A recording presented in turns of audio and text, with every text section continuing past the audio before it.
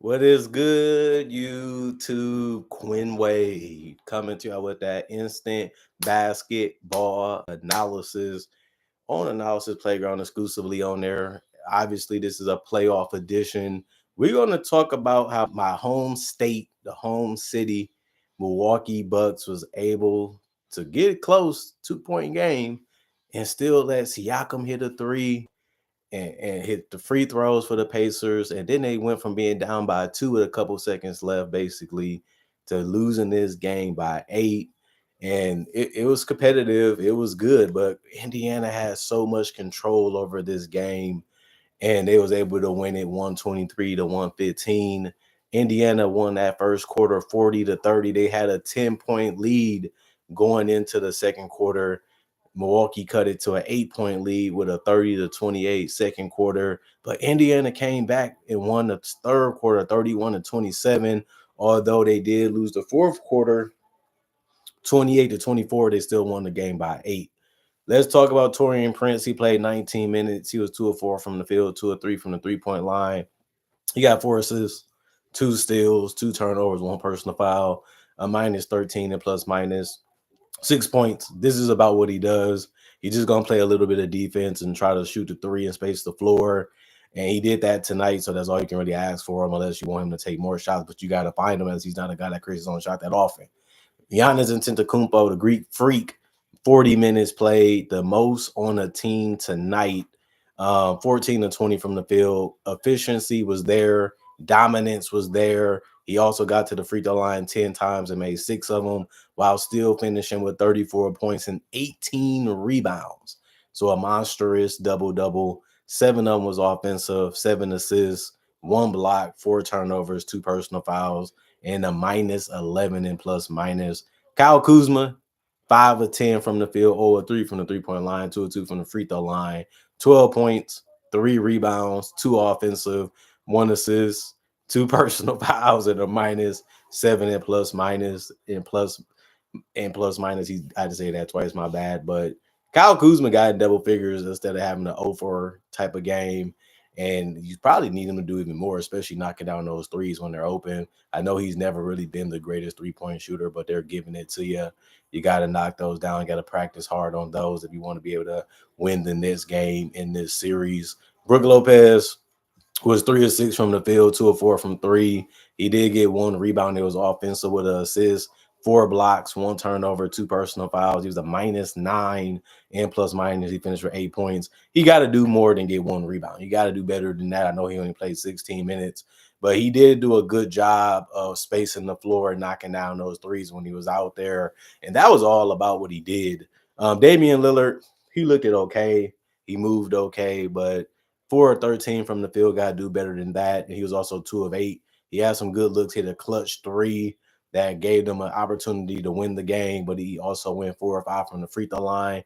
He did also have 7 assists and 3 rebounds, 2 turnovers, 4 personal fouls. He's a minus 7 and plus minus with 14 points. You thought that he would do a little bit better because the Bucks needed so much more offense for some of their players, but they ended up getting it from Bobby Portis off the bench with 32 minutes. He was 11 of 19 from the field. He took the second most shots in this game, and he had a huge role in this game because he actually hit a big 3 that allowed Damian to cut it to 2 because he hit a 3 before that, and so many other plays in this game, and even got a double-double. But he was 6 of 11 from 3. He's been shooting 3 good the entire season. That's why they could have finished with a better record if he would have not took those supplements that ended up getting him suspended. They probably would be a 50-win team because he's just that big of a difference maker for this Bucks team, and he showed that tonight. He was 0-1 from the free throw line. He had 28 points and 12 boards, and one of them was offensive with an assist and a block, 2 personal fouls. He was a +1 and plus minus, and he looked good, and he looked like he was ready to go. He looked like he was ready to prove a point. He did majority of that. The team just didn't get the win. Jericho Sims, 8 minutes, 2 rebounds, one of them was offensive, 2 turnovers, 1 personal foul, +5 and plus minus. Gary Trent Jr. also had shot 1 of 4 from the field. He had a shot better the last game, but they needed him to do a little bit more tonight, honestly, because he did play 30 minutes. If you're going to play 30 minutes, you got to have a bigger role and a bigger impact on this game. But he was 1 of 3 from three, 1 of 1 from the free throw line, got one rebound, got one assist, got one steal, got one turnover, and he had 2 personal fouls and was a -1 and plus minus. He only had 4. They need more from him in the future of this series. Kevin Porter Jr. 4 of 9 from the field, 1 of 2 from three, 3 assists, 1 rebound, 3 turnovers, 2 personal fouls, a -1 and plus minus. He had 9 points. It's good to see, somebody had to help pour this out, and it was Kevin Porter Jr. tonight. And like defying guys while you're still trying to score. The only problem with him, he did get those 3 turnovers and 2 personal fouls. Got to clean that up a little bit in the next game, even though he only played 15 minutes. AJ Green played 12. He couldn't make a 3 tonight, and that's mainly what he's out there to do. He was 0-1 from 3 and 0-2 from the field. He did get 2 rebounds and the assists, but that was really it for his night, besides being a guy that got 1 personal foul and a +3 and plus minus, but he finished with 0 points in 12 minutes. That can't happen either if you want to beat the better teams in either conference. The rest of the guys did not play. Coach's decision. 44 of 87, 50% from the field, 14 of 35, 40% from three, 13 of 19, 68% from the free throw line. That's always been one of their problems. I don't think that's going to change. 12 offensive rebounds, 43 rebounds total, 26 assists, 3 steals, 6 blocks, 15 turnovers, and 19 personal fouls. And then the Indiana Pacers, they had a short rotation too. And Pascal Siakam with a dagger 3 to put them up by 6. He has been huge for them and one of their most impactful players. 34 minutes, 8 of 16 from the field, 2 of 5 from 3. He was also 6 of 6 from the free throw line. 24 big points, 11 rebounds, a 20 and 10 game for him also. He steps it up, and he did it again as their lone all-star this year, and he backed it up so far. 2 offensive rebounds out of the 11, 3 assists, 3 steals also, 2 turnovers. The only problem was the 4 personal fouls, but you know how tough it can be to guard this team in the painted area or drives. +8 and plus minus. As long as he don't foul out and he's in the fourth quarter, you're happy. You can say the same thing about Aaron Nesmith. 5 of 9 from the field, 4 of 5 from 3, 2 of 2 from the free throw line. A good shooting game from him. This is above average for what he usually does, and you needed this type of game at least twice in this series to be able to beat the Bucks. 31 minutes played, 2 rebounds, 2 assists, 1 steal, 1 turnover, 4 personal fouls, a +10 and plus minus. He has 16. Miles Turner went 6 of 10. He was 1 of 3 from the 3-point line, 2 of 2 from the free throw line, 2 rebounds, 1 assist, 1 steal, 2 blocks, 3 personal fouls, a +7 and plus minus, 15 points. And it was just a good game from him. He really did a good job. We wanted him to get more boards. Just didn't happen tonight. But he did protect the paint as good as he could and move those feet as best as he could, and being a strong, long body, on the perimeter / painted area is what he needs to continue to do. And if he can help on the boards a little bit more, that'll help also. Andrew Nembhard, 6 of 10 from the field, 3 of 5 from 3. 2 of 2 from the free throw line. Had a similar game to Miles Turner. The difference was he only had 3 rebounds. He also had 6 assists, a turnover, 3 personal fouls, a +10 and plus minus. He finished with 17. If you don't like the shot, turn a good shot to a great shot. If you have a great shot, take it. That's all he really does, and that's a good thing for him to continue to do.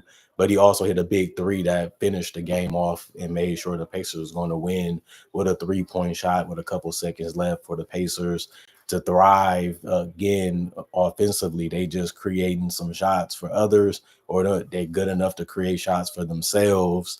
And man, they hit some big buckets to sink the Bucks' chances of winning this game. And Tyrese Halliburton, the other person that was chirping at Damian Lillard, 8 of 19 from the field. He was 3 of 10 from 3 tonight, 2 of 2 from the free throw line, but he still finished with a double-double. 21 points for him, 12 assists, 5 rebounds, 1 of them was offensive, 3 turnovers, 1 personal foul. He was a +2 and plus minus. And he's going to have to play at an all-star level if they want to be taken serious in the Eastern Conference. And he's one of their best players. That's why they traded for him. That's why he was heralded as one of the best decision makers / guards in the league last year. Fell off a little bit this year, but was able to find himself a little bit more towards the end of it. And they're going to need him to step it up a little bit better next game if they're going to be able to beat the Bucks on the road. Obi Toppin hit a nice corner 3. That was a highlight to me from his day. He was 3 or 4, 1 or 2 from three, 3 rebounds, 1 assist, 1 steal, 1 personal foul, a -4 plus minus. He has 7 points. Jarris Walker, he makes a three, and he did it tonight. He was 1 or 2 there and 1 or 4 from the field, 4 rebounds, 1 personal foul. He's a +2 and plus minus with 3 points. Thomas Bryant played 8 minutes. He didn't score a basket, but he did get 2 rebounds, one being offensive with a block, a turnover, and a personal foul, +5 and plus minus. And TJ McConnell, 3 of 8 from the field, 5 rebounds, 3 of them was offensive with 4 assists and 2 steals. He was a +2 and plus minus with 6 points. And then Benedict Mathurin, their double-digit beast off the bench, and he did that again. He was 4 of 10 from the field, 1 of 4 from three, but he went 5 of 5 from the free throw line. I like the fact that he's going to use his handle to get to the mid-range or the three, but also all the way to the basket if he needs to be. Plus, he's a physical driver. That's why he gets to the free throw line. 1 rebound, 1 assist for him, 1 personal foul, a -2 and plus minus. He led the entire team off the bench with 14 points, which is nothing new. The rest of the guys did not play. Coach's decision. 44 or 90, 48% from the field, 16 or 36, 44% from three. And they also went 100% from the free throw line, not leaving anything there for the Bucks to take advantage of. 19 of 19 there. 38 rebounds. They got beat on that end tonight, but they also won the assist battle with 30. They won the steals battle with 8. They lost the block battle tonight. They only had 3. They also turned the ball over less with 8. That really helped them win this game. And they also committed the same amount of personal fouls with 19. Also, and their bench, they had a bench that rebounded the ball decently. And they had guys that was just trying to go out there and play hard defensively and just was there to make shots. And that's what they did. And you can say the Bucks really had about the same type of impact off their bench. So these teams are not that far from each other, in my personal opinion, from talent. It's just the shot making. Who's going to make the most shots? Who's going to step up in the biggest moments? And who's going to make the big plays defensively when it matters the most? And right now, it's been the Indiana Pacers. I picked the Pacers to win this series, so I'm not surprised that they're up 2-0. But, Dame is back. We're going to see what he tries to do. He's been running his mouth against the Pacers. Now you got to kind of back that up and show that you're a top 75 player. You're an all-star caliber player. You still are one of the best players in the league, and you only had 14 points. You got to do better than that if you're going to be able to beat this Pacer team that's been showing with or without you, we can hang with y'all. With or without y'all, we can beat y'all. We have no fear against y'all. We just feel like we're the better team. A lot of people feel like we're the better team. Y'all might have the best player in this series, but it doesn't beat the better team. The best player gives it a tough challenge. It gives it a more difficult challenge, but we feel that we do more things better than y'all at the end of the day, and that's why we should win this series. Comment, like, subscribe, and share, hit the notification bell for more analysis. And if you're new to the channel, I do conversation videos just like this and NBA only topics. I also do breakdowns with real footage of legends, current legends, rookies, and also future stars. I also do mock draft and draft covers. So if you love that type of stuff, this should be the channel for you. Plus, I upload every day, and I got over 3,000 plus videos that you can watch and you can enjoy. And you might want to be a fan and subscriber for that reason too. Other than that, hope you guys enjoyed y'all day. Hope you guys had a beautiful day. Hope you guys was good. Let's continue to grind as it is only Tuesday and it's almost Wednesday. Basically, when the other game is over, I'll be recording analysis on next. So stay tuned, stay locked in, and stay coming back for more. I appreciate y'all for loving the content that I make. That's the purpose of being a content creator, is to make things that people want to watch and see and really love.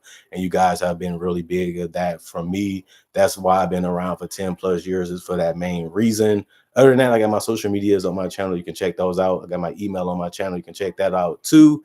And hope you guys will be straight for the rest of the day. Y'all stay blessed up. See you guys later with that Laker Minnesota analysis. That seems like it's going to be a blowout too. We got to see if that's going to happen.